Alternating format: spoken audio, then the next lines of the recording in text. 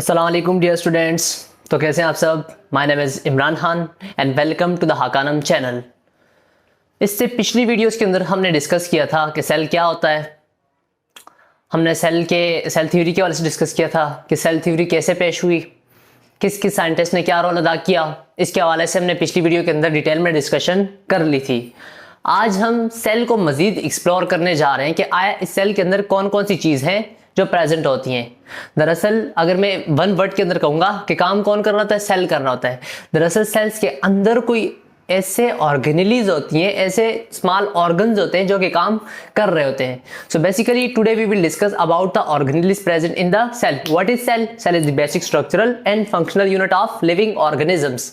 जानदार अशिया के अंदर जो बुनियादी उनकी साख जो बनाई हुई है और जो काम करने वाला जो इकाई है उसको हम क्या बोलते हैं? सेल बोलते हैं। फॉर एग्जाम्पल मैं अगर आपसे पूछता हूँ कि पूरी बिल्डिंग कैसे बनती है, एक एक ईंट आपस में मिलती है और वो पूरी बिल्डिंग को बना रही होती है। इन सेम केस एक एक सेल आपस में मिलके पूरा ह्यूमन की बॉडी को क्या कर रहा होता है? बना रहा होता है। सो दरअसल आज हम एग्जामिन करने जा रहे हैं कि सेल के अंदर ऐसा क्या होता है कि जो सेल तमाम प्रोसेस कर रहा है, एनर्जी भी बना रहा है, जितने भी प्रोसेस है, मैसेज को लेके जाना हो गया, मूवमेंट हो गया, जितने भी प्रोसेस कर रहा है तो वो कैसे कर रहा है, हम आज उन ऑर्गेनेलीज के हवाले से डिस्कस करने जा रहे हैं। सो आप सबसे मैं यही कहूंगा कि पेन और कॉपी लेके बैठ जाएं और लेक्चर को नोट करना स्टार्ट कर लें। सो आज के लेक्चर के अंदर हम स्टार्ट करने जा रहे हैं ऑर्गेनेलीज के हवाले से। ऑर्गेनेलीज क्या होती हैं? A cell organelle is a specialised structure. पहला टर्म क्या है? Specialised structure within a cell. किस चीज के अंदर? सेल के अंदर। That perform a specific function और सेट ऑफ फंक्शन। ये कुछ स्पेशलाइज बोलते हैं खास किस्म के, मतलब इनकी स्पेसिफिक शेप होती है। ये स्पेसिफिक शेप की स्ट्रक्चर्स होती हैं जिन्होंने क्या करना है? परफॉर्म करना है स्पेसिफिक फंक्शन, खास किस्म का फंक्शन। क्या करना? खास किस्म का फंक्शन। माइटोकॉन्ड्रिया का काम क्या होगा? एनर्जी ही बनाना होगा। माइटोकॉन्ड्रिया का काम जो होगा वो मसल्स को कॉन्ट्रैक्ट या रिलैक्स करना नहीं होगा। सेल वाल का काम क्या है? प्रोटेक्शन करना। सेल वाल का काम नहीं है कि वो जाके सेल के अंदर कोई और फंक्शन अदा करे। सेम केस क्लोरोप्लास्ट का क्या है? फोटोसिंथेसिस करना। ऐसे नहीं हो सकता कि फोटोसिंथेसिस इधर आके एंडोप्लाज्मिक रेटिकुलम के अंदर हो जाए। सो हर एक ऑर्गेनेली का स्पेसिफिक फंक्शन ही होता है। So specific function are set of function. ऐसा भी होता है कि एक ऑर्गेनेली जो होती है वो दो तीन काम भी परफॉर्म करती है, बल्कि इससे ज्यादा काम भी परफॉर्म करती है। अच्छा, organelle are tiny organ within the cell. इस जुमले को देखें, ऑर्गेनेली हमारे पास क्या है? ये टीनी छोटे छोटे ऑर्गन्स हैं। ऑर्गन क्या करते हैं? काम करते हैं। एजा जो काम करते हैं ना, तो ये सेल के अंदर छोटे छोटे ऑर्गन्स हैं जो कि काम कर रहे होते हैं, working together to keep the cell alive and functioning properly. ये सारे ऑर्गेनेली सेल के अंदर मिलके काम कर रहे होते हैं। जब ये मिलके काम कर रहे होते हैं तो तभी आपका सेल जो होता है ये जिंदा रहता है। मैं आपको एग्जांपल देता हूं कैसे। अगर हमारे सेल के अंदर माइटोकॉन्ड्रिया काम करना छोड़ दे तो क्या हो जाएगा? आप आगे हम वन बाय वन माइटोकॉन्ड्रिया का फंक्शन डिस्कस करेंगे। माइटोकॉन्ड्रिया ने क्या काम करना है मैं आपको वन वर्ड में बता देता हूँ कि माइटोकॉन्ड्रिया जो दरअसल होता है ना, इसने रिस्पायरेशन करना है। रिस्पायरेशन का मतलब क्या है? हम जो खाना खाते हैं ना, ये जाके टूटता है, एट द एंड जाता है माइटोकॉन्ड्रिया के पास। माइटोकॉन्ड्रिया इसको मजीद तोड़ता है और इससे एनर्जी प्रोड्यूस करता है। लेट्स सपोज मैं आपसे कहता हूं इसने क्या करना है? कार्बोहाइड्रेट्स की ब्रेक डाउन करनी है। अगर माइटोकॉन्ड्रिया काम नहीं करेगा तो कार्बोहाइड्रेट आपके दिमाग के अंदर, आपकी ब्रेन के सेल्स के अंदर क्या हो जाएगा? एक्यूमुलेट हो जाएगा। बॉडी के बाकी सेल्स के अंदर क्या हो जाएगा? एक्यूमुलेट हो जाएगा। जब ये एक्यूमुलेट हो जाएगा तो इससे बीमारियां हो जाती हैं। इससे क्या हो जाती है? बीमारियां हो जाती हैं। दरअसल बीमारी कैसे होती है? वो दरअसल इन सेल के अंदर, इन ऑर्गेनेलीज के अंदर जब डिसफंक्शन होती है तो इनके नतीजे में आपको बीमारी हो रही होती है। बीमारी हम जो कह रहे हैं कि हमारे फलां ऑर्गन डैमेज हो गया है, मैं कहता हूं अगर किसी को कैंसर हो गया है तो कैंसर के अंदर क्या हो रहा है? दरअसल इसी सेल की ये जो ऑर्गेनेली होती हैं यही अपने फंक्शन को क्या कर लेती हैं? लॉस कर लेती हैं, अपना काम करना छोड़ देती हैं। सो अगर इनमें से कोई एक ऑर्गेनेली भी अपना काम करना छोड़ देगी, आपका सेल जो होगा ये अलाइव नहीं रह पाएगा। सेल जो होगा एबनॉर्मल हो जाएगा, सेल अपना काम करना छोड़ देगा। सो सेल को जिंदा रहने के लिए ऑर्गेनेलीज ने अपना काम प्रॉपर करना होगा। जो हेल्दी पर्सन होता है, जो सेहतमंद पर्सन होता है, जो हेल्दी पर्सन होता है, उसकी जितनी भी ऑर्गेनेलीज होती हैं वो प्रॉपरली अपना काम परफॉर्म कर रही होती हैं। अगर कोई एक ऑर्गेनेली अपना काम करना छोड़ देगी तो सेल क्या हो जाएगा? डेड हो जाएगा। और जब सेल डेड हो गया तो इसका मतलब क्या हो गया? आहिस्ता आहिस्ता अगर पूरी बॉडी के सेल डेड हो गए तो क्या हो गया? इंसान बेचारा मर जाता है। ठीक है, तो अब मैं आपको एग्जांपल देता हूं। हमारे पास एग्जांपल क्या है ऑर्गेनेलीज की? दरअसल सेल वॉल क्या है? ये एक ऑर्गेनेली है, स्पेसिफिक फंक्शन परफॉर्म करिए, इसकी स्पेसिफिक स्ट्रक्चर है। सेल मेम्ब्रेन क्या है, सेल वॉल के अंदर क्या होती है, सेल मेम्ब्रेन होती है, ठीक है। सेल मेम्ब्रेन क्या है, एक स्पेसिफिक ऑर्गेनेल अपना स्पेसिफिक फंक्शन परफॉर्म करिए। क्लोरोप्लास्ट क्या है, specific organelle specific function perform करिए। मैं अगर वन वर्ड में बात करूं तो सेल वॉल का काम क्या है, प्रोटेक्शन है। सेल मेम्ब्रेन का काम क्या है, इसका काम भी प्रोटेक्शन है। कैसे, सेल वॉल जो होती है प्लांट सेल में प्रेजेंट होती है, ये हार्ड होती है। पौधे सख्त होते हैं या नहीं होते हैं, पौधे सख्त होते हैं ना, वो क्यों होते हैं, क्योंकि उनके अंदर क्या है, सेल वॉल प्रेजेंट है। हमारा जिस्म नरम क्यों है, क्यों, क्योंकि हमारे अंदर सेल वॉल नहीं है। हमारे अंदर क्या है, सबसे आउटर कवरिंग क्या है, सेल मेम्ब्रेन है। ये दरअसल मैंने यहाँ पे स्ट्रक्चर ड्रॉ की हुई है, this one is a plant cell.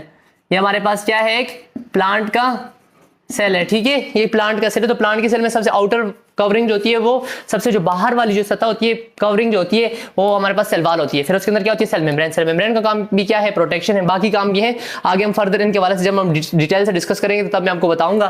साथ साथ क्लोरोप्लास्ट की अगर बात की जाए तो क्लोरोप्लास्ट ने क्या करना है, फोटोसिंथेसिस करना है। माइटोकॉन्ड्रिया ने क्या करना है, रिस्पायरेशन करना है। वैक्यूल ने क्या करना है, इसने स्टोरेज करना है। साथ साथ में यहाँ पे देख लो, ये भाई साहब न्यूक्लियस आ गए। न्यूक्लियस के अंदर क्या है, एक मटेरियल है। इसके अलावा एंडोप्लाज्मिक रेटिकुलम है, प्रोटीन की सिंथेसिस यहाँ हो रही होती है। गोल्जी अपैरेटस है, इसने स्टोरेज करनी है। मुख्तसरन कहने का मतलब ये है कि जितने भी ऑर्गेनेलिज है, इनका स्पेसिफिक फंक्शन होता है। सेल के अंदर जितने भी काम कर रहे होते हैं, तो ये छोटे छोटे ऑर्गेनेलिज ही काम कर रहे होते हैं, और इन्हीं काम करने की बदौलत हम जिंदा हैं। So these are all the organelles आप organelles present in a cell. ये एक प्लांट सेल, और प्लांट सेल के अंदर ये फला फला फला फला और भी बहुत सारी राइबोसोम्स होते हैं, पेरोक्सिसोम होते हैं, ग्लाइकोसिसोम्स होते हैं, और भी बहुत सारी ऑर्गेनेलिज प्रेजेंट होती हैं। ये मैंने एग्जांपल के तौर पे कुछ के नाम बताए हैं, बाकी ऑर्गेनेलिज को भी हम वन बाय वन डिस्कस करते हैं। सो अब हम डिस्कस करने जा रहे हैं what is cell wall. One by one मैं सबको डिस्कस करूंगा। सो सबसे पहले हम सेल वॉल के हवाले से डिस्कस करते हैं। अभी हमने ऑर्गेनेली के हवाले से डिस्कशन कर ली थी। Okay, now we will discuss about cell wall. की सेल वॉल क्या होती है, ठीक है। वॉल दीवार को बोलते हैं, सेल हुलिये को बोलते हैं, ठीक है। तो हुलवी दीवार, इसके हवाले से डिफिनीशन मैंने ये लिखी हुई है कि cell wall is rigid, permeable, hard and non living, outermost boundary of plant cells, bacteria etcetera. Fungi की भी होती है, ठीक है। तो सेल वॉल क्या है हमारे पास, पहली बात ये रिजिड है। रिजिड का मतलब क्या हुआ, ये हमारे पास क्या होती है, सख्त होती है। दूसरी बात परमिएबल। परमिएबल लफ्ज निकला है परमिशन से। परमिशन किसको बोलते हैं, इजाजत को बोलते हैं। मतलब छोटे जो मॉलिक्यूल होते हैं, जैसे हमारे पास वाटर है और ऐसे बहुत सारे छोटे मॉलिक्यूल, आपके गैसेस हैं, ये इजीली आपके सेल वॉल से क्या हो सकती हैं, गुजर सकती हैं। मतलब उनको गुजरने की क्या है, इजाजत है। सो सेल वॉल हमारे पास क्या है, परमिएबल है। आगे आप सेल मेम्ब्रेन के अंदर पढ़ोगे कि सेल मेम्ब्रेन जो होती है वो टोटली परमिएबल नहीं होती है। सेल मेम्ब्रेन हर एक चीज को अंदर जाने की इजाजत नहीं देती है, लेकिन सेल वॉल क्या है, ये परमिएबल है। इसके अलावा हार्ड होती है ये, and non living. Non living outermost boundary है, सबसे क्या है, सबसे बाहर प्रेजेंट होती है। आप अगर कोई भी प्लांट का सेल देखोगे, अगर उसको आप सबसे बाहर से देखोगे तो सबसे बाहर आपको कौन सी चीज नजर आएगी, दरअसल सेल वॉल नजर आएगी। इसके अलावा ये प्लांट सेल में प्रेजेंट होती है, बैक्टीरिया में प्रेजेंट होती है, फंजाई में प्रेजेंट होती है, और भी बहुत सारे ऐसे सेल्स हैं जिनके ऊपर सेल वॉल प्रेजेंट होती है। इसकी अगर डिस्कवरी की बात की जाए, ऑलरेडी इसके हवाले से हम डिस्कस कर भी चुके हैं। जो फर्स्ट लेक्चर था सेल की जो इंट्रोडक्शन जिसमें हमने किया था, उसके अंदर हमने सेल वॉल की डिस्कवरी के हवाले से हमने डिस्कशन की है कि जो सेल वॉल है इसको डिस्कवर किया है किसने, रॉबर्ट हुक ने। कब किया हुआ है, 1665 के अंदर इसको डिस्कवर किया था। अच्छा जी, अब हम इसको थोड़ा सा डायग्राम से समझ लेते हैं। केमिकल कंपोजिशन की बुनियाद पे अगर देखा जाए, केमिकल कंपोजिशन की बुनियाद पे अगर देखा जाए तो सेल वॉल होती है ना, इसकी कंपोजिशन डिफरेंट है, मतलब डिफरेंट टाइप ऑफ केमिकल से बनी होती है। अभी हमने नेक्स्ट चैप्टर डिस्कस नहीं किया है बायोलॉजिकल मॉलिक्यूल। बायोलॉजिकल मॉलिक्यूल में हम इन चीजों को तफसील से डिस्कस करेंगे कि बायोलॉजिकल मॉलिक्यूल कौन कौन से होते हैं।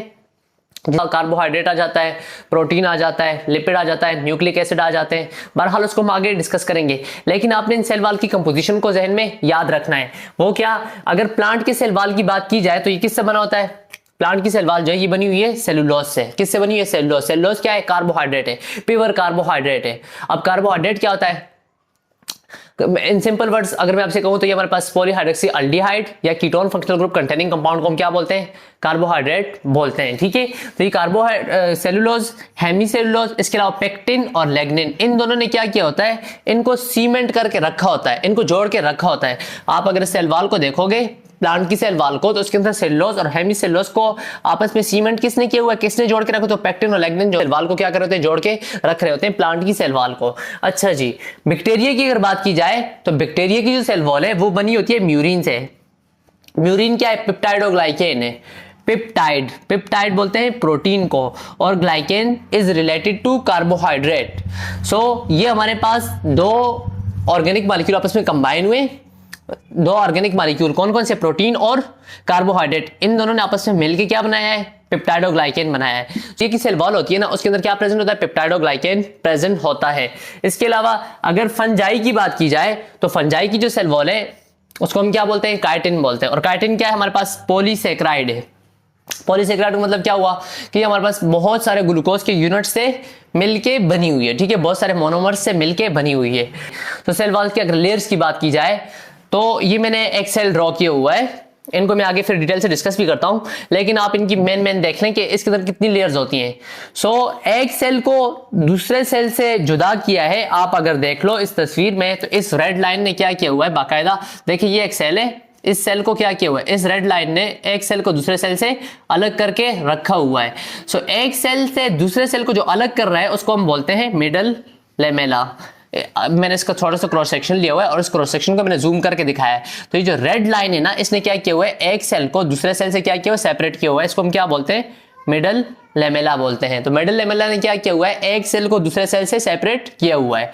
अगर मिडल लेमेला के अंदर आए तो हम देखते हैं कि हमारे पास एक ब्लैक कलर की लाइन हमें नजर आती है। दरअसल ये जो ब्लैक कलर की लाइन है ना, ये एक सेल की और दूसरे वाले सेल की आ जाएगी, ये इस वाले सेल की आ जाएगी ये। तो ये जो ब्लैक कलर की लाइन है ना, ये हमारे पास कहलाती है प्राइमरी वॉल, और इसी को हम ट्रू वॉल बोलते हैं। सबसे पहले जो वॉल बनती है ना, वो दरअसल प्राइमरी वॉल ही बनती है। जितने भी प्लांट्स हैं, जितने भी ग्रोइंग प्लांट्स हैं, वो पौधे जो नशोनुमा पा रहे होते हैं, जो बड़े हो रहे होते हैं, तो उनके अंदर सबसे पहले जो वॉल बन रही होती है वो कौन सी होती है, प्राइमरी वॉल बन रही होती है।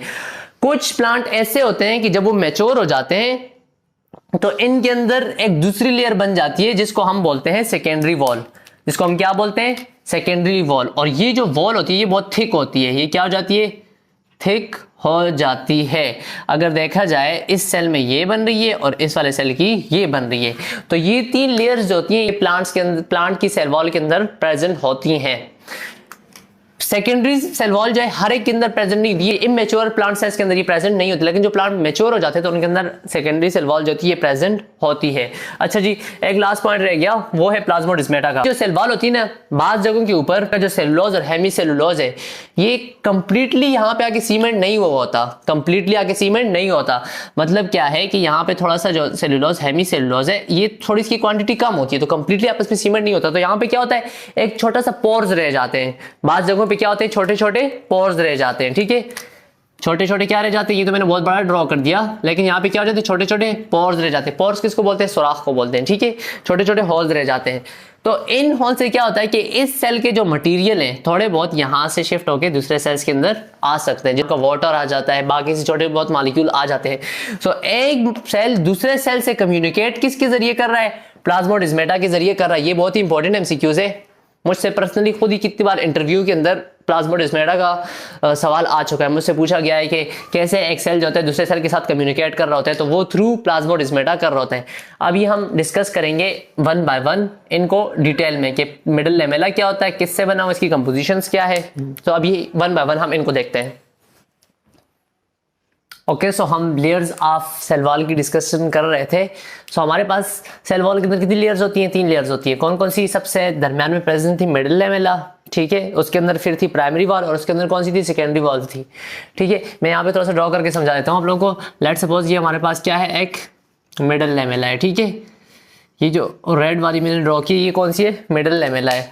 इस मिडल लेमेला के अंदर क्या होता है, एक सेल की प्राइमरी वॉल प्रेजेंट होती है। So this one is the primary wall of cell, और दूसरे सेल की इस साइड पे होगी, इस वाले सेल की इस साइड पे, इसकी इस साइड पे। अगर यहाँ पे देखा जाए, यहाँ पे अगर देखा जाए तो एक प्राइमरी वॉल को दूसरी प्राइमरी वॉल से किसने अलग किया, मिडल लेमेला ने अलग किया है। So this one is the first layer of cell wall, जो कि यहाँ पे मैंने ऑलरेडी लिखा हुआ है। अच्छा जी, अगर इसके साइज की बात की जाए, so it is 1 micrometre in thickness. जो मिडल लेमेला होता है इसका साइज कितना है 1 माइक्रोमीटर इन थिकनेस। माइक्रो की वैल्यू कितनी होती है, शाबाश सोचें जरा, फिजिक्स तो पढ़ी होगी आपने। माइक्रो नाम कुछ सुना सुना लग रहा है या नहीं, deci, centi, milli and micro. Deci की पावर 10⁻⁻1, सेंटी की 10⁻⁻2, मिली की 10⁻⁻3 और माइक्रो 10⁻⁻6। सो ये कितना, ये हमारे पास बन रहा है ऑलमोस्ट 1 माइक्रोमीटर इन थिकनेस, मतलब 1 मल्टीप्लाई बाय 10⁻⁻6 मीटर। आप अगर इसको कन्वर्ट करोगे तो 0.0000001 मीटर इसका साइज इतना छोटा होता है, इतनी बारीक होती है ये। अगर इसको देखा जाए एक मिडल लेमेला को तो ये इतनी बारीक होती है, ठीक है। प्रॉपर्टीज की अगर बात की जाए, ऑलरेडी हम डिस्कस कर भी चुके हैं कि it is the first outer layer between two primary wall. दो प्राइमरी वॉल्व के दरमियान जो फर्स्ट लेयर बन रही है वो कौन सी, असल मिडल लेमेला है। अच्छा जी, मैंने फंक्शन की अलग हेडिंग नहीं दिए। So the main function of middle lamella is to bind the primary cell wall of two adjacent cell together. देखें ये अलग सेल है, ये अलग है, ये अलग है, ये अलग, ये अलग, ये अलग, ठीक है। इस मिडल लेमेला ने क्या किया हुआ है, एक सेल को दूसरे सेल को, इन सारे सेल को आपस में जोड़ के रखा हुआ है। सो इसका मेन फंक्शन क्या हुआ, the main function of middle lamella is to bind the primary cell wall of two adjacent cell together.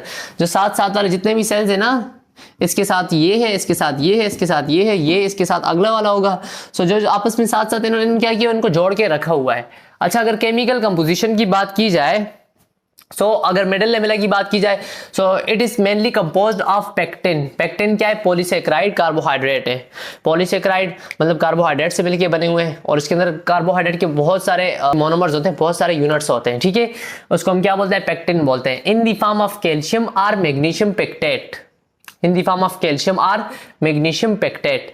इसको देखें, कार्बोहाइड्रेट तो हो गई होगा, उसको कैल्शियम और मैग्नीशियम पेक्टेट आपस में क्या करके रखा होगा, जोड़ के ही रखा होगा। In woody or mature tissue the middle lamella is commonly lignified और कंटेन लैग्निन। जो मैच्योर प्लांट्स होते हैं ना, जो हायर प्लांट्स होते हैं, जिनकी एज ज्यादा होती है, जिनकी एज ज्यादा होती है 100 साल 200 साल, या जिसकी 20 साल 30 साल, जिसकी उम्र क्या होती है, ज्यादा होती है, तो वो प्लांट जो होते हैं उनके अंदर क्या होते हैं, लैग्निन होता है। और इस लैग्निन ने क्या किया होता है, इसी मिडल लेमेला को मजबूत किया होता है, थोड़ा और मैच्योर करके रखा होता है। जो सख्त प्लांट नहीं होते हैं तो उनके अंदर मिडल लेमेला जो होता है उसके अंदर क्या होता है, लैग्निन होता है। So this one is middle lamella. अब हम डिस्कस करते हैं about primary wall. Middle lamella के वाले से तो हमने डिस्कस कर लिया। Okay, now we will discuss about the primary wall. मैं ऑलरेडी ये बात डिस्कस कर भी चुका हूँ कि जो रेड कलर वाला क्या था, जो एक सेल को दूसरे सेल से अलग कर रहा था, this one is middle lamella. Middle lamella के इनसाइड जो होता है ना, प्राइमरी वॉल होता है। और प्राइमरी वॉल को हम क्या बोलते हैं, ट्रू वॉल बोलते हैं, ठीक है। इसी प्राइमरी वॉल को हम क्या बोलते हैं, ट्रू वॉल बोलते हैं, ठीक है। First of all we will discuss about the size of primary wall. Primary wall जो होता है उसका साइज कितना होता है, so it is 1 to 3 micrometre in thickness. पिछला कितना था हमारे पास, 1 माइक्रोमीटर था। ये कितना है, 1 से लेकर 3 माइक्रोमीटर तक हो सकता है। प्रॉपर्टीज क्या है, it is the true wall develop in newly growing cell during cell elongation phase. अगर आपसे एमसीक्यूज में पूछा जाए कि जो ट्रू वॉल होती है तो वो कौन सी होती है, कौन सी लेयर को हम ट्रू वॉल बोलते हैं, सो दरअसल primary wall is the true layer, ठीक है। आप अगर इसको हटा दोगे तो आपको ये सेल बाकायदा नजर आएगा।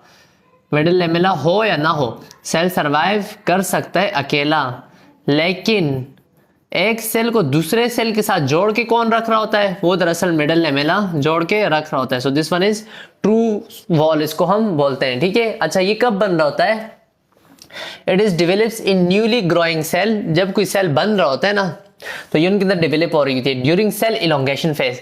आपने माइटोसिस एंड मियोसिस का प्रोसेस पढ़ा होगा। जब एक सेल बन रहा होता है तो उसके अंदर जो सेल इलोंगेशन फेज होती है, जिसमें सेल जो होता है अपनी साइज गेन कर रहा होता है, सेल का साइज क्या हो रहा होता है, इंक्रीज हो रहा होता है, ठीक है। तो उस टाइम जो होती है ये क्या हो रही थी, सेल के अंदर बन रही होती है, ठीक है। अच्छा जी, दूसरी बात क्या, इट इज इलास्टिक। ये क्या है, इलास्टिक है। इलास्टिक कौन सी मटेरियल, वो मटेरियल की जो अपनी शेप को रीगेन कर सकते हो, जो अपनी शेप को एक लिमिट तक अगर आप उनके ऊपर फोर्स अप्लाई करोगे और वो अगर अपनी शेप दोबारा से गेन कर रहे हैं तो उसको हम क्या बोलते हैं, इलास्टिक मटेरियल होते हैं। आपने स्टील देखा है, आप अगर स्टील को बेंड कर लो तो अगर आप छोड़ दो तो दोबारा अपनी जगह पे क्या हो जाता है, वापस आ जाता है। सो steel is an elastic material. लेकिन अगर इसी मार्कर की एग्जांपल ली जाए, अगर इसके ऊपर मैं थोड़ा सा ज्यादा प्रेशर लगाऊंगा, अव्वल तो ये बेंड नहीं हो रहा, लेकिन थोड़ा सा अगर ज्यादा प्रेशर लगाऊंगा तो ये टूट जाएगा। So this is not elastic. ये कोई अच्छा है, इसके अंदर भी इलास्टिसिटी है, ऐसा नहीं कि इलास्टिक नहीं है, लेकिन इसके अंदर जो इलास्टिसिटी है वो बहुत ही कम है। स्टील के अंदर इलास्टिसिटी क्या होती है, ज्यादा होती है। प्राइमरी वॉल होती है, ये क्या होती है, इलास्टिक होती है। ठीक है जी, आगे देखो, ये एक्सटेंडेबल है। एक्सटेंडेबल का मतलब ये फैल सकती है, ये एक्सटेंड हो सकती है। एंड क्रिस्टलाइन और active. And crystalline mean geometrical shape, primary wall is optically active. अच्छा, ये क्रिस्टलाइन होती है, इस लफ्ज का मतलब क्या है, क्रिस्टलाइन का मतलब कि इसकी कोई स्पेसिफिक शेप होगी, इसकी कोई स्पेसिफिक रेगुलर 3 डायमेंशनल स्ट्रक्चर होगी। ऐसा नहीं है कि कोई बेतरतीब सी होगी, ऐसा नहीं होता है, इसकी स्पेसिफिक स्ट्रक्चर है। और दूसरी बात, ये ऑप्टिकली एक्टिव है। यहां पे जो टर्म मैंने यूज की हुई है ऑप्टिकली एक्टिव, इस बात को समझने के लिए आपको थोड़ा सा डीप कॉन्सेप्ट में जाना पड़ेगा कि जब आप एक प्लेन पोलराइज लाइट क्या होती है, आप जैसे ही लाइट को किसी भी लाइट कहीं से भी अगर लाइट निकल रही होती है ना, तो वो आपके एक्स एक्सिस में भी जा रही होती है और वाई एक्सिस में भी जा रही होती है। लेकिन अगर आप उसको किसी पोलराइड मटेरियल से गुजारोगे, अब देखो, ये देखो एक पोलराइड मटेरियल, इससे जो लाइट निकलेगी ना वो सिर्फ वन डायरेक्शन की लाइट होगी। इससे कौन सी वाली लाइट पास कर सकती है, अगर इससे ऐसे कलर, इसको अगर मैं दूसरी तरीके से ड्रॉ कर दूं तो इससे ज्यादा अच्छा होगा। लेट्स सपोज इसके सामने मैंने एक पोलराइड रखा हुआ है। बहरहाल ये कंसेप्ट यहाँ पे आपसे नहीं पूछा जाएगा, मैं वैसे ही इसको एक्सप्लेन करना चाह रहा हूँ। मैं चाह रहा हूँ कि आप पोलराइड, ये जो ऑप्टिकल एक्टिव इस बात को समझ लें। इससे आप जो लाइट गुजारोगे तो वो लाइट जिसकी डायरेक्शन ऐसी होगी तो वो यहाँ से क्या हो जाएगी, निकल जाएगी। अच्छा, आप जो लाइट निकल रही होती है ना, ये एक्स एक्सिस में भी होती है और वाई एक्सिस में भी होती है। सो यहाँ से वो लाइट जो सिर्फ और सिर्फ एक्स एक्सिस के ऊपर होगी वो यहाँ से क्या हो जाएगी, निकल जाएगी। अभी जब निकल गई ना तो इसको हम बोलते हैं this one is polarize light. ये क्या है, पोलराइज लाइट है, जिसके अंदर सिंगल एक्सिस के अंदर तो उसको हम पोलराइज लाइट बोलते हैं। या ऑर्गेनिक केमिस्ट्री का कॉन्सेप्ट है, आप इसको हायर क्लासेस में डिटेल से पढ़ोगे, बल्कि आप ऑर्गेनिक केमिस्ट्री के अंदर ही आप इसको डिटेल में पढ़ोगे तो वहां पे आपको समझ आ जाएगी कि इसका क्या मतलब है। लेकिन इतना समझ लें कि जब आप लाइट को किसी पोलराइड मटेरियल से गुजारोगे तो इसकी जो दोनों एक्सिस, वाई एक्सिस और एक्स एक्सिस के अंदर जो डायरेक्शन होती है ना, वो सिर्फ और सिर्फ सिंगल एक्सिस के अंदर रह जाती है। अब कौन से एक्सिस में, सिर्फ अगर देखा जाए तो ये होता है एक्स एक्सिस, ये होता है वाई एक्सिस। अब देखो लाइट की डायरेक्शन किस एक्सिस में, एक्स एक्सिस में। So this one is polarize light. अब जैसे ही पोलराइज लाइट पड़ती है प्राइमरी वॉल के ऊपर, तो जो आपका प्राइमरी वॉल है ये पोलराइज लाइट को या तो राइट डायरेक्शन में या उसको लेफ्ट डायरेक्शन में, या उसको राइट डायरेक्शन में या उसको लेफ्ट डायरेक्शन में क्या कर लेता है, रोटेट कर लेता है। अगर इसको राइट डायरेक्शन में रोटेट करेगा so this one is laevo rotatory, और अगर इसको लेफ्ट डायरेक्शन में रोटेट करेगा so this one is dextro rotatory. ये आप ऑर्गेनिक केमिस्ट्री में बहुत डिटेल में डिस्कस करोगे। फिलहाल आप अपने जहन में इतनी बात रखें कि जो प्राइमरी वॉल होती है ये क्या होती है, एक्टिव होती है। ये क्या होती है, एक्टिव होती है। कहने का मतलब क्या है कि ये प्लेन पोलराइज लाइट को या तो टुवर्ड लेफ्ट रोटेट करवाएगी या तो उसको टुवर्ड राइट रोटेट करवाएगी। ठीक है जी, आगे चलते हैं। इसलिए इसको हम क्या बोलते हैं, हमारे पास क्या है, ऑप्टिकली एक्टिव है। ये सारी बात यहाँ पे लिखी हुई है कि जब when plane polarized light is pass through a substance and that substance rotate it. जब प्लेन पोलराइज्ड लाइट किसी भी सब्सटेंस से गुजरती है, यहाँ पे हमारे पास सब्सटेंस क्या है, प्राइमरी वॉल है। अगर ये इसको रोटेट कर लेगा आइदर टुवर्ड लेफ्ट और राइट, या लेफ्ट की तरफ या राइट की तरफ, सो इसको हम क्या बोलते हैं, it is known as optically active. तो इसको हम क्या बोलते हैं, ये हमारे पास क्या है, ऑप्टिकली एक्टिव है। अब हम बात करते हैं केमिकल कंपोजिशन की। जिस तरह हमने मिडिल लेमेला के वाले से डिस्कस किया कि वो किससे बना हुआ था, सेलुलोज, हेमीसेलुलोज, पेक्टिन, लैग्निन, उन चीजों से हमने सेम केस यहाँ पे भी क्या है, ये भी सेलुलोज, हेमीसेलुलोज। हेमीसेलुलोज क्या है, सेलुलोज साथ में कोई और ऑर्गेनिक मॉलिक्यूल, प्रोटीन हो गया, लिपिड हो गया, कोई और मॉलिक्यूल हो गया। और पेक्टिन, पेक्टिन का मतलब मैंने इसको आपस में जोड़ा हुआ है। पेक्टिन ने क्या किया हुआ है, सेलुलोज और हेमीसेलुलोज को आपस में क्या किया हुआ है, जोड़ा हुआ है। ओके, अब हम लास्ट डिस्कस करते हैं सेकेंडरी वॉल के हवाले से। Okay, now we will discuss about the secondary wall. Secondary wall क्या होती है, मैं आपको एक बार ये चीज़ फिर डायग्राम से समझा देता हूँ। आप जानते हो कि सबसे, let's suppose this one is middle lamella, ठीक है, एक मिडल लेमेला। इसने क्या किया हुआ है, ऐसे सेल्स को एक दूसरे से बिल्कुल अलग किया हुआ है, ठीक है।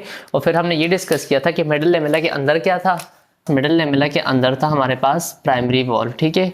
और इस प्राइमरी वॉल के अंदर क्या होता है, इस प्राइमरी वॉल के अंदर ही दरअसल क्या होता है, सेकेंडरी वॉल होता है। ठीक है, सो सेकेंडरी वॉल कहाँ प्रेजेंट है, इनसाइड प्राइमरी वॉल प्रेजेंट है। ठीक है, अच्छा पहली बात तो कि ये तकरीबन 5 से लेकर 10 माइक्रोमीटर इन थिकनेस, इसकी थिकनेस कितनी है, 5 से लेकर 10 माइक्रोमीटर इसकी थिकनेस होती है। ठीक है, अच्छा प्रॉपर्टीज क्या है, it is form in the inner surface of primary wall, कहाँ बन रहा है, ये प्राइमरी वॉल के अंदर साइड पे बन रहा है। ठीक है, अगला, and it's comparatively thick and rigid.